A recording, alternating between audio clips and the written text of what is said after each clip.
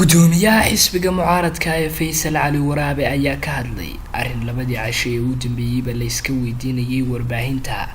taasi oo ahayd ka qaybgalka barasaabka gobolka Togdheer uu ka qayb galay soo dhaweyntii loo sameeyay Faysal Cali Waraabe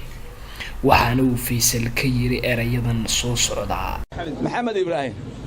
horta waa nin saaxiibka ah dagaalkii Badarna waa wada galay markii xusbiga la naga qaadiyay ninkii xusbiga la soo dhacay markii la dalcay xusbiga la naga qaado ninkii la soo dhaciyo hayo waa saaxiib dheer baa weey laakiin waxaan u sheegayaa raga wax ka dhigaya ninkii barasaabku u cudbaa weey barasaabku uu ka dhaxeeyaa waa awood qaran weeye waa xil qaran weeye barasaabku wuxuu waajib ku ah inuu saddexda gudoomiyaba soo dhaweeyo markii gobolkiisa imanayaan waanu xusbi isku suntin way sharciyada adduunka lagu yaqaan waa aynka waanu soo dhaweeyaa maanta namu soo dhaweeyno balaasan ku kulanay laakiin waxa weey waxaasay inagu xumaanteen wanaageena ma sheegno Sakariya Cabdiraxmaan Ibrahim shabakada wararka madaxa bannaan ee Crane News Pro